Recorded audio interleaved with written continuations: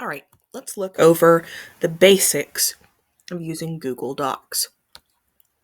The first thing you need to know is how to make a title. Okay, now Google Docs automatically saves for you. So you don't have to worry about saving your work all the time. It's going to save itself, starting with the name. So let's call this example. Whoa, sorry, my mouse does really weird things. Example paragraph. Okay, now I'm going to show you where different things are.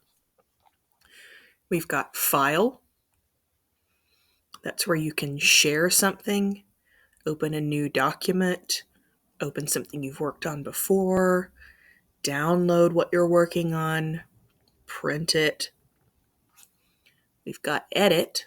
That's where you can undo or redo what you've just done. We've got view. You really won't need to use that one much. Insert. We'll go over this one. You'll use this a lot. Format. We'll go over. Tools. Add-ons. And help. I would suggest asking me for help instead of searching here. Okay. Now this is just the highlights of where things are. I'm going to make videos of how to use each individual thing here in a minute. Okay. Now let's look. That was the menu bar. Now we're going to look at this bar here. Okay. And what all of these different things are. We've got our undo and redo buttons right here and right here. We've got a print button. We don't need to worry about those two. This is how you zoom. So if I want it to be 50% or 200%, that's where I do that. I'm going to leave it at 100. We will not use this button much, but this is how you make pre-formatted heading things. Okay. This is where we change font, and I'm going to use Comic Sans MS. Okay. And let's go ahead and I'm going to type something new here because this is from a worksheet. So let's say my dog, and there goes my keypad again.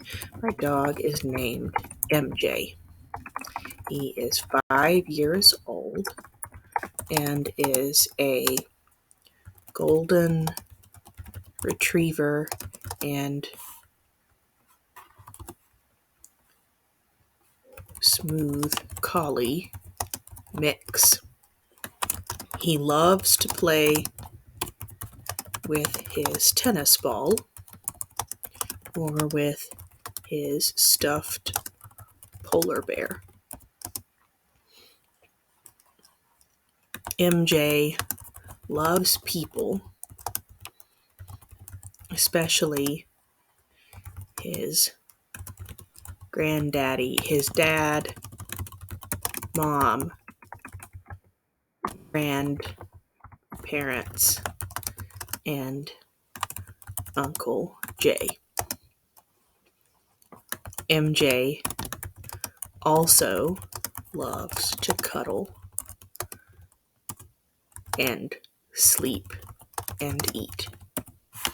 Okay, so that's something original. Okay, so here's what it looks like if I format it different ways. We already saw that I can change the font. If I want to make the font size larger or smaller, I click these buttons, or I can go into the list and click a preset font size. Let's go with size 12. If I wanted to bold, well, it was already bolded. Here's what it looks like normally. Here's what it looks like if I bold the entire thing, which I don't want to do.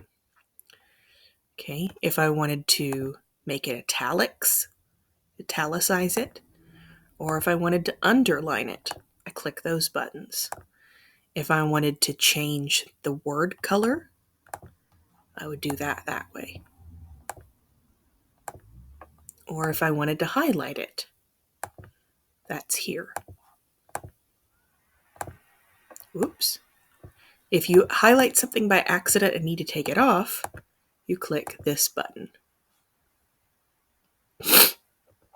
We won't use these a bunch. I'll show you about them when we need them. Here are some important buttons. If you want to make sure that you have your text formatted the way you need, most things are going to be left aligned. That's what this is right now. This is what center aligned looks like. It's centered on the page, or right aligned, with a straight line on the side on the right. Justified is not one you'll use much. That's pretty much only for articles, books, etc. Unless we're dealing with a title, header, or footer, we will usually use left aligned, which is what I want you to use for paragraphs. If you need to have bullets or numbers, those are right here.